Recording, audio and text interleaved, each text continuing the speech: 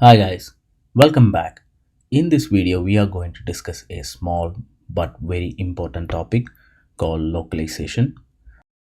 Localization is the way in which we handle multiple languages so that our app can be accessed globally by global users. We are going to discuss about the standard approach to localization and what its problems are and how can we improve the localization in a good and maintainable way. So here I'm going to walk you through how we do the standard localization and how we can improve that. So here I have a small application. In this application I have a storyboard. So with few text, one is a welcome message, then I'm just displaying a score like just now some random text and do you wish to continue, and I put a text which is called it's a generated text and an OK and cancel button. This is just to demonstrate the purpose of localization.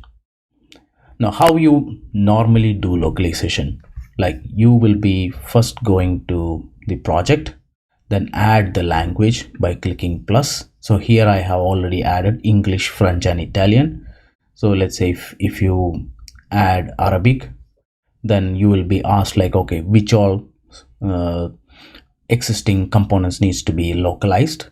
So if you don't have any of this file, nothing will come here. So that is how it works. So if you click finish, the localization files will be created for you. So that's how you add the languages. And if you go to a storyboard, for example, and you go to the attribute inspector, you can see the localization values here. So the more language you add, you will be able to check uncheck these languages. And the moment you localize a storyboard, you will get strings files for that storyboard. And if you have any other text like the one which we have, the generated text or something, you'll be creating a localizable .strings file. How you do that is you do a file, new file, and go down and select the strings file and just name it as localizable or anything you want, but usually we give localizable.strings. And when you click on the strings file, here also you will get a localize button. So you click localize, then whatever languages you have added in your project, it gets localized into that. And the main thing is these files will be empty initially, so you are the one who is supposed to add the data into it.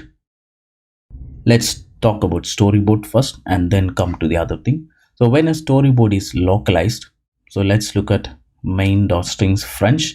So we can see how the localizable file looks like. So it has a identifier for the UI control that you have added and the value. Like if you don't provide any value, it will initially fill with whatever was given in the storyboard, and you need to change it. So right now I'm not putting a French translation exactly, I'm just adding a hyphen fr so that you know it is French.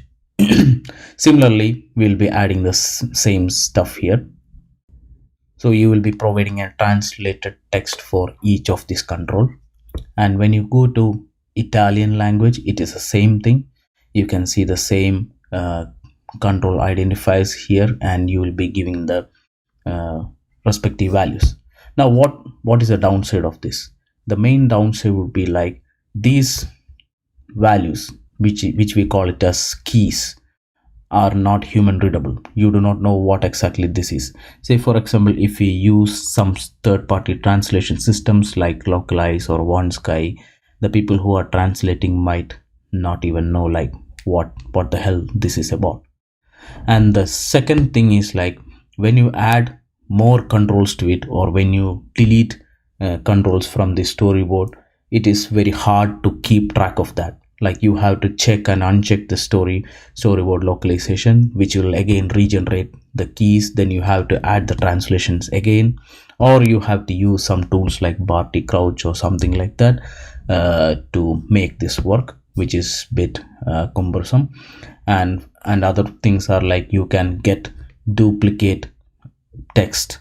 Like, let's say for example, in the UI you want this cancel button to be in caps, but in all over the other places you want it in small letters or the camel casing. Then this becomes a problem. Then you have two variants of the same message. So that is one downside with storyboard. Like if you have smaller number of storyboard, it's manageable, but if you have quite a big number of storyboards, it's very hard to manage the translation in the storyboard. That is one downside to the storyboard. Next thing is like how you do, for example, we have a generated text, how you handle those kind of text. So first step is like we will be creating a IB outlet to the label, which I called as generated label. Now generated label.text, we will be using this format ns localized string. Then we put the value, which is going to be the key. This is the key, and if needed, like a comment for the translators to understand. Now how this gets read. So where do we define the value for this key? So that's going to be in your localizable strings file. So if you go into localizable strings file, English is the base language. So you can see this is the key and this is the value for English. And similarly, this is the key and this is the value for French, Italian. This is the key and this is the value. So when the system runs and it executes this function, then it will go and look into this file or table and find out the value for this corresponding key. That's how it is. It gets the translated value. Now again, what is the downside of this approach? Step one, usually people provide the key as the exact English text or the base language text. This becomes hard in the future. Let's say for example, if you have a big text or you decided to change a text the way it's supposed to be, then what happens is you have to change the key, and which means like you have to change all over the places, and this is quite a long function. Like if you use it in multiple places, you have to keep track of that and make changes accordingly, which is bit cumbersome to do that. And if you have this particular text many places in your app, you have to repeat this, you have to fix it everywhere, which takes a bit of time and you can lose track of some of these things. So in nutshell, this approach has some limitations, and especially on the storyboard side, it is really hard for you to manage. So you could say one way to fix that would be to have IB outlet to all the controls and start putting in the values through the code. But let's say that can also be hard, because if you have like few static labels, it is really unnecessary to create IB outlets for all of them, so which is really painful. So what I tried was like I tried to investigate and find out the best practices or best approaches that has been used in these kind of scenarios, this localization, and I try to apply that into one of my project, a small project, which I'm going to show it to you. And one more thing on top of that would be like how to handle variable or placeholders in the string. Say for example, in the storyboard you have something like you have a score of 20. So here what usually people do is like you keep this in one label and this value in another label, and this gets changed, and you can change the value, the number, as a generated value by using IB outlet. Now again, the downside of this is in many countries you use sentences in different way. So if you want to change the sentence, like for example 20 is the score you have, if I want to say like that, it's really not possible through this approach. So it's very hard to handle. So I have tried to improve these things in one of my sample project, which I'm going to talk about. So let's see how it's being done better. Okay, so this is my new project which I call improved localization. So here also you can see the texts are the same. Hello, welcome to the app. And then you have a score of. Here you can see that I explicitly didn't put an additional label. We are going to generate that. And then do you wish to continue? Generate a text. Okay, cancel. All the same. What is the difference? So here I don't create a localization for the storyboard, and we have one generated uh, value for the score label and the generated label. So when I say the score label, it is not just the value, the whole thing will be generating according to the language requirements. Then I introduce you to something called language utility. In this I have written a generic function called localize, and it is just a wrapper on the ns localize string. So we will be using this localize function throughout the app. One downside to this is you won't be able to use genstrings command to generate the localizable string automatically if you use this. The step 2, I have created a constants file which has a bunch of structures. So I call it as localization constants, and I try to bifurcate the text based on the feature or its nature. Say for example, okay and cancel, these are like generic, so I call it as a general, and I give the key as general.ok and general.cancel. And similarly, okay, this screen I called as startup. So in startup I just define few constants called startup.score messages, startup.welcome message, startup.continue message, startup.generate message, which corresponds to those labels that we have created. Okay, now the upside to this is we no longer use string literals throughout our app. We just use the Swift structures. So let's see, if you go to view controller, you will be using, let's say, localization constants dot startup dot score message. So in this case, like even if your key changes, it doesn't impact your other parts of the code. It just stays within this constants file, because whatever places where we used, we have wrapped it properly. So this way you make the changes really minimal. That is one advantage to this approach. Then let's talk about localizable strings. As we talked about, we create a new strings file and name it as localizable string, and then click the localize button, and according to the languages that we have added, it will create the localizable strings file for each language.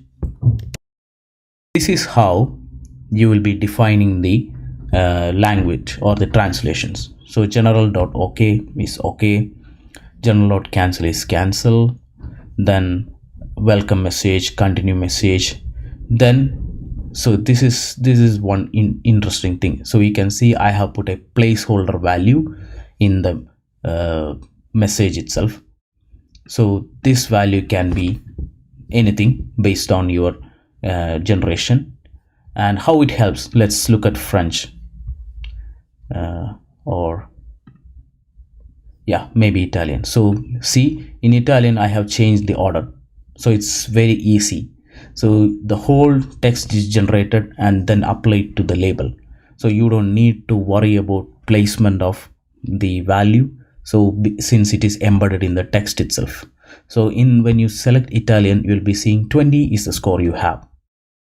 So it's really in control. And here also you can see all my general message, everything is camel cased, or there is no special capitalization or something, and we will talk about how we would do that if we need those kind of things.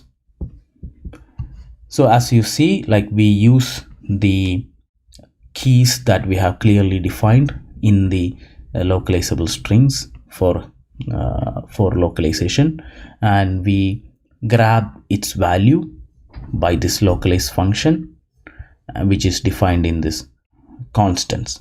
So when a label wants the startup score message, like we will be using localization constants dot score message, startup.score message, and it will eventually go to the localization file and pick the value for this particular key.